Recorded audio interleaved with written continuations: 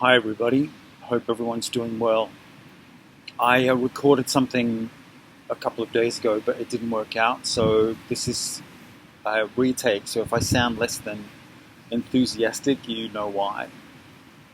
I've been looking at a lot of crypto developments and where it's going, and it seems no one addresses exchange models that value creating sustainably.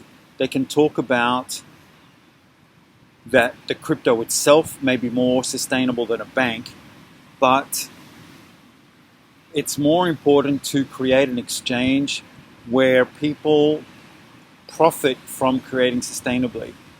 This is a hard thing to resolve mathematically because, of course, the whole idea of profit, when it's quantified, is to make something to sell. Where if you're valuing creating sustainably, it's more about creating something to the point where it's no longer needed or someone's done it better. So there's an incentive. In a currency, there's got to be an incentive to collaborate, not because it's ethical, but because it's excellent. That it's better to collaborate to make something better for a more qualitative profit than a quantitative one. The framework that I always work with is, what do I create or decide to empower the most people in the most sustainable way possible? So a currency has to afford that. I haven't seen one crypto that knows how to do it because they're all commodity focused. And it's connected to fiat to make a return of investment, where I thought and still think that a crypto is about evolving out of fiat. Basing wealth on an algorithm really makes no sense. You've got to base wealth on people's innovation and creativity. So with Buxby, the idea is it's created on demand, in real time when people exchange. So it's directly connected to the people. And that's what any currency should be like. And because a currency is meant to be an exchange of energy between people and what they create, there's no way that a bank can be an entity to profit from in itself. The bank is just a ledger. I can do other things to make a profit, a qualitative profit in some way, whatever that may be. But the bank itself is just a ledger. You can't make money on money. That is nonsensical. And we're so caught up in this about trying to make money on money. And that's what commodities are based on.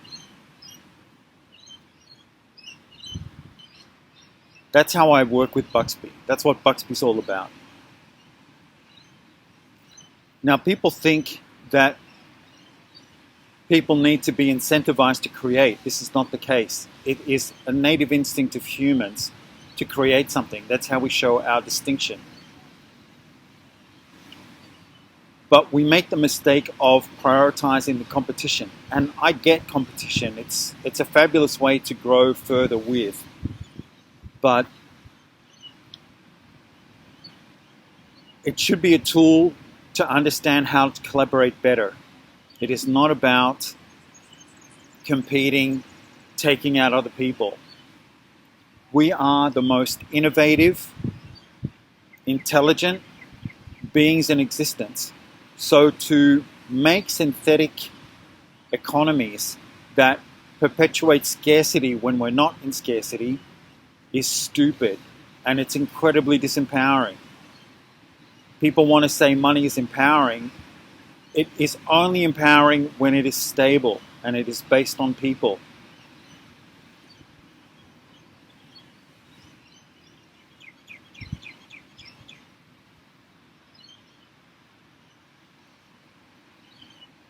We're wasting a lot of energy on trying to make currencies that are hypothetically decentralized when in essence they're not. because someone still owns it to run the currency, and they all want to take a fee. It doesn't matter even if it's a small fee. There are better things to do. With Buxby, how I resolve those things is the bank pays for the people running the bank.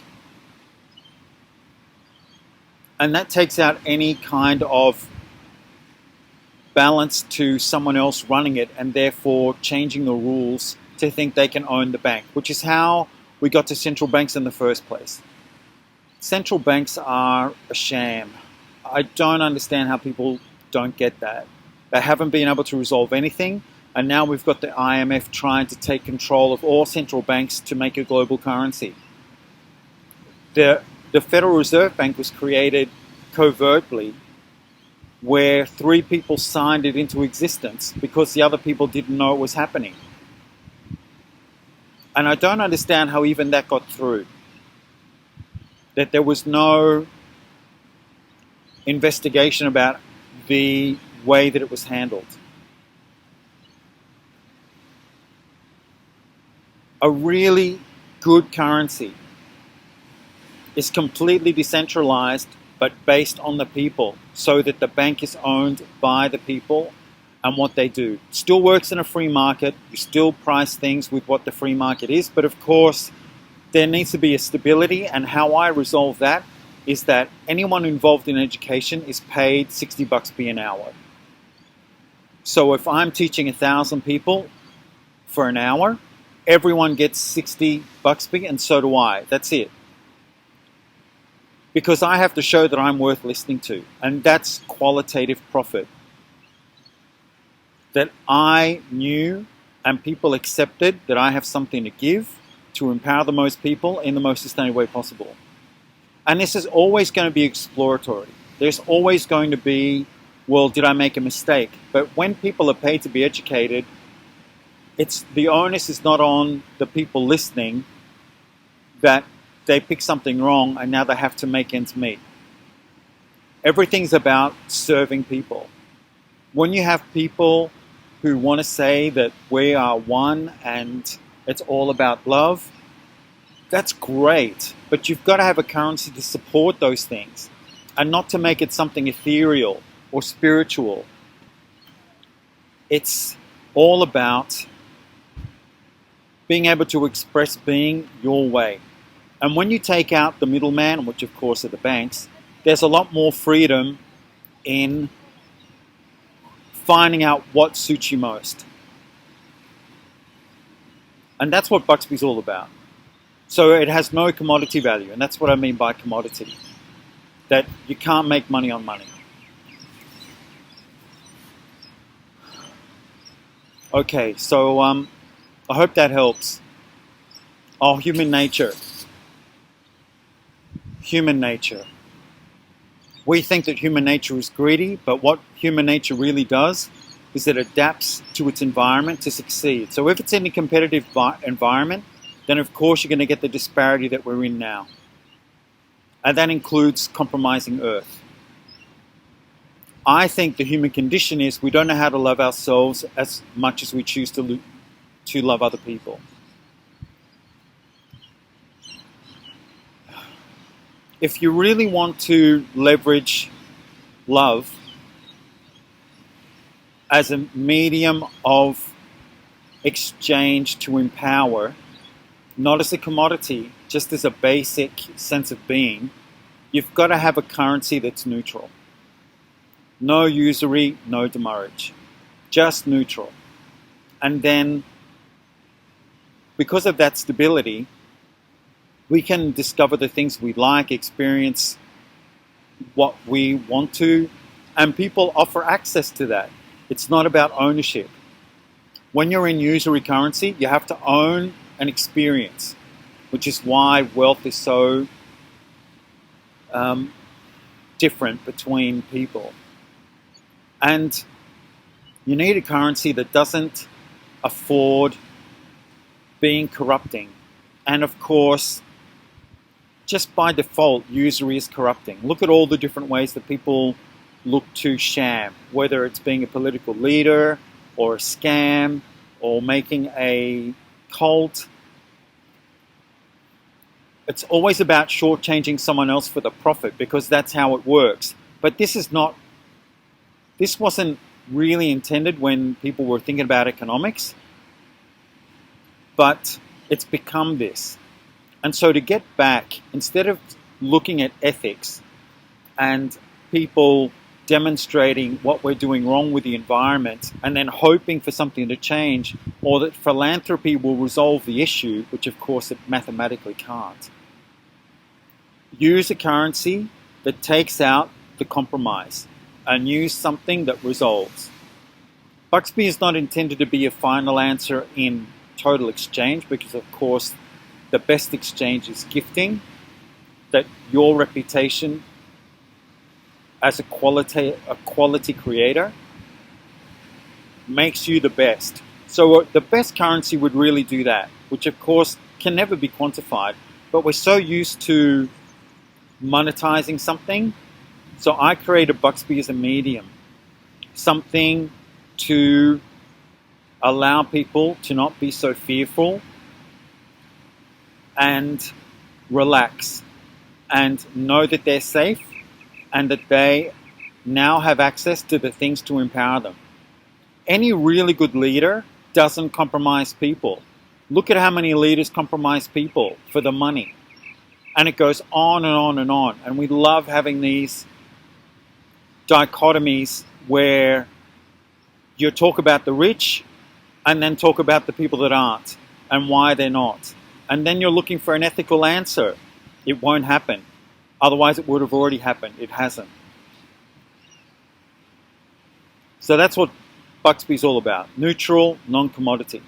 I cannot own it by the simple design of what it is. And I can't change it because that's how it exists. Okay, so I hope that helps. And I really, really hope it's useful. Of course, I forgot something. Just to explain a bit more about how the transactions work in Buxby, there's no need for tax, there's no need for loans, there's no fees, there's no interest. Buxby's just a ledger. Any community project is paid by the bank. Anyone running the bank is paid by the bank. It is only exchanged between people when it's minus and plus, when there's a product for sale. And education is paid for by the bank. So everyone can just relax. You're not a victim to the money anymore. You're the money. All exchange models have to be based on you and what you want to do to empower the most people in the most sustainable way possible. And this is really amazing to understand when you are not thinking that money is a commodity that you're so used to fighting for. You've been taught that. You're the money, okay? Rightio, take care.